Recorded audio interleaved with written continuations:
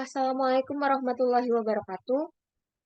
Saya Maura Putri Syahni dengan NIM 041 dari kelas A Indralaya akan menjelaskan tentang Sistem Manajemen Keselamatan dan Kesehatan Kerja atau yang biasa disebut dengan SMK 3. Apa itu SMK 3?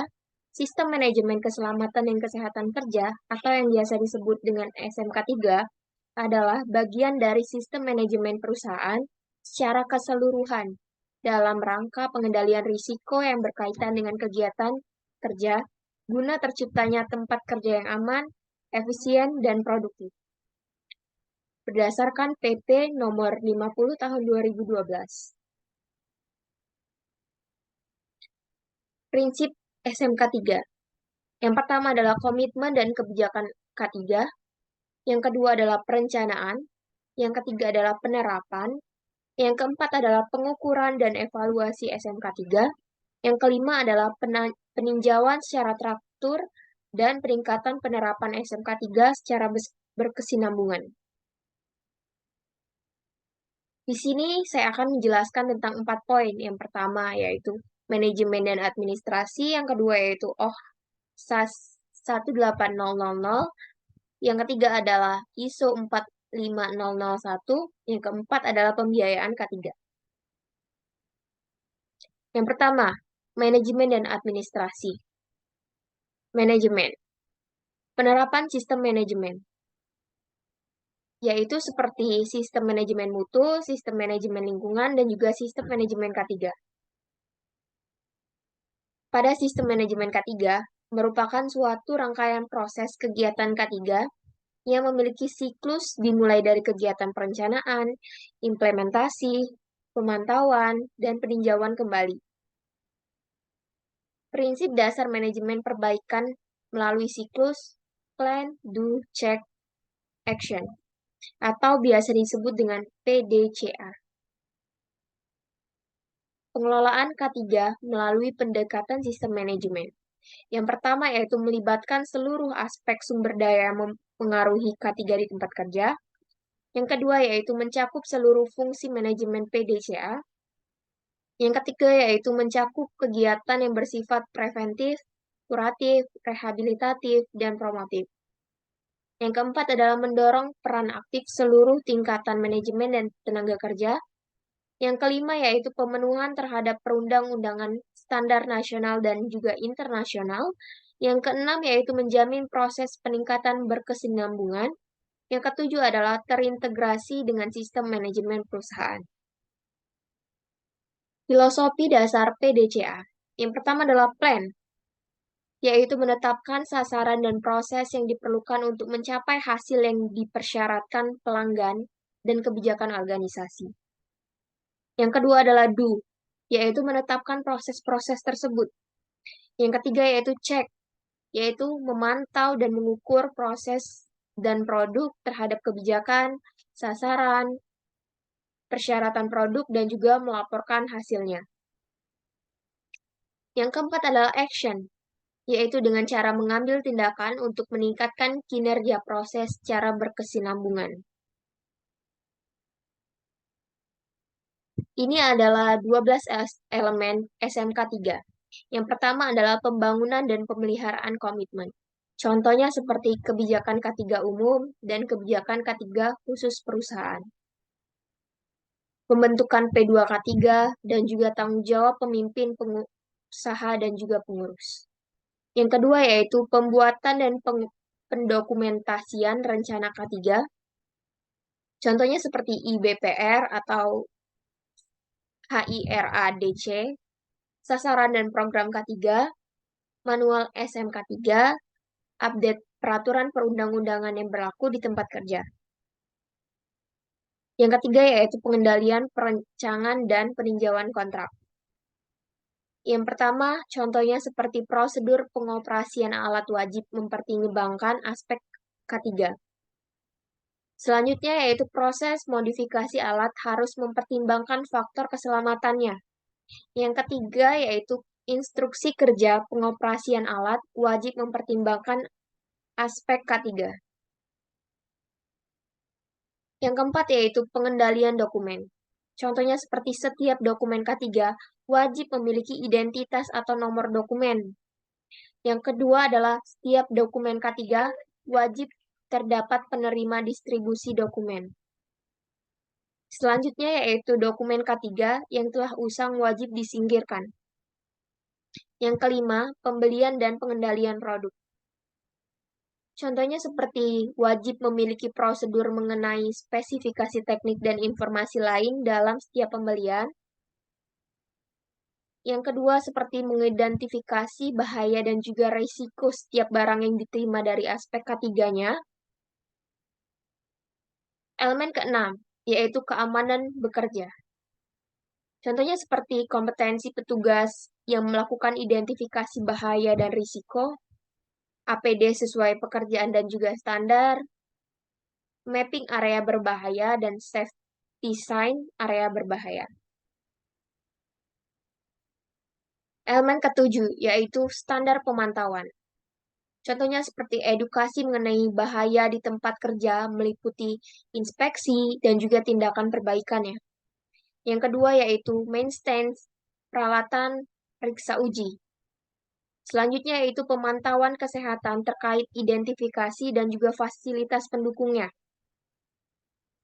Elemen ke-8 yaitu pelaporan dan perbaikan kekurangan. Contohnya seperti prosedur pelaporan kecelakaan bahaya, pemeriksaan dan pengkajian kecelakaan seperti SOP investigasi dan juga form, penanganan masalah, dan juga tindakan dari perbaikan.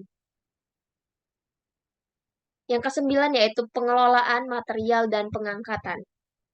Contohnya yang pertama yaitu sistem pengangkatan, penyimpanan dan pembuangan limbah yang aman. Selanjutnya, prosedur pengendalian bahan kimia berbahaya atau penyimpanan MSDS, dan juga safety sign di tempat kerja.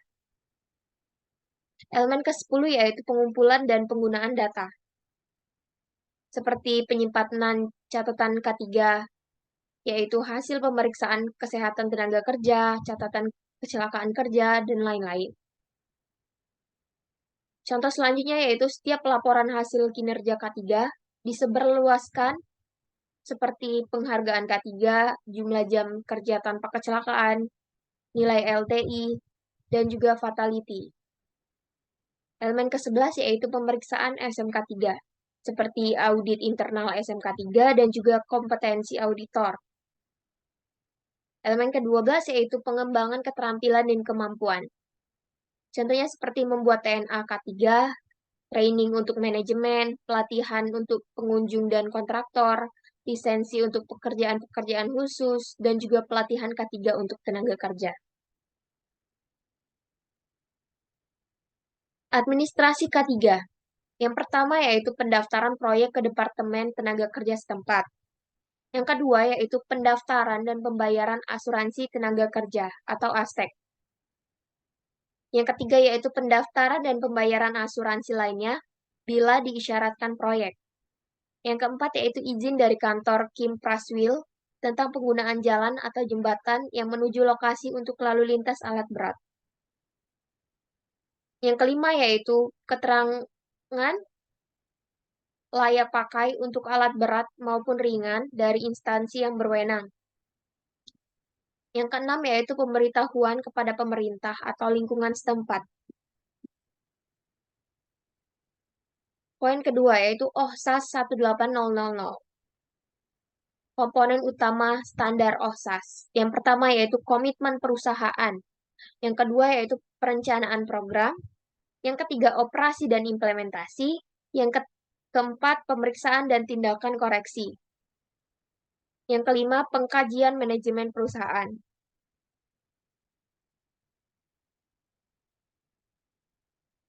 Manfaat penerapan OHSAS.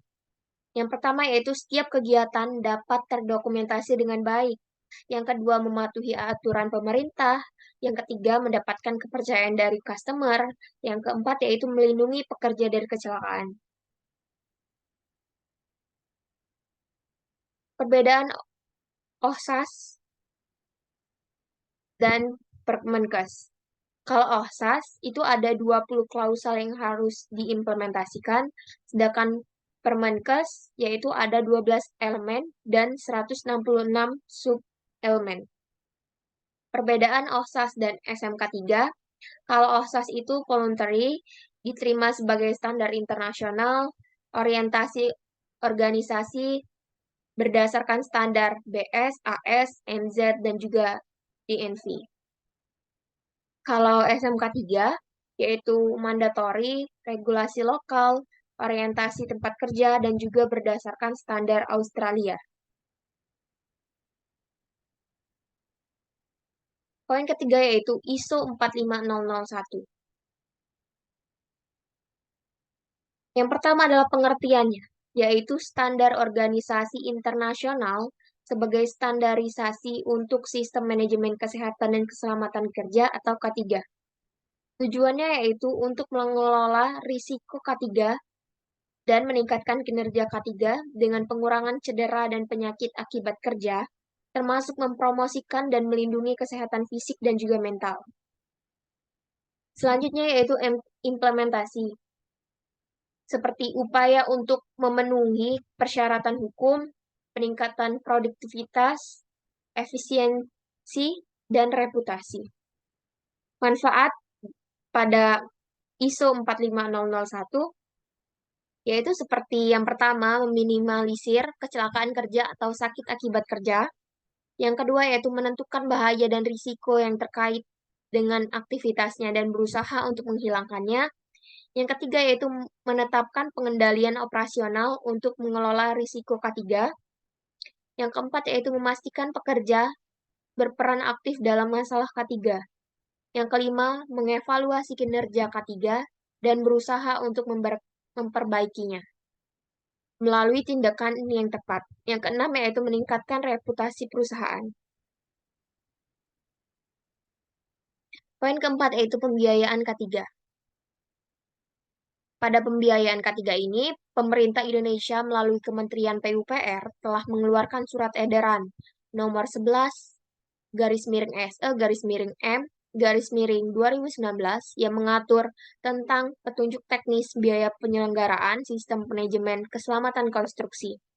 Adapun rincian kegiatan penyelenggaraan SMK 3 konstruksi diantaranya seperti yang pertama yaitu penyiapan RKK, yang kedua yaitu sosialisasi dan promosi K3, yang ketiga yaitu alat pelindung kerja, yang keempat alat pelindung diri, yang kelima asuransi dan perizinan, yang keenam personil K3 konstruksi, yang ketujuh fasilitas sarana, prasarana, dan juga alat kesehatan, yang delapan rambu-rambu, kesembilan yaitu konsultasi ahli, dan juga lainnya terkait pengendalian resiko.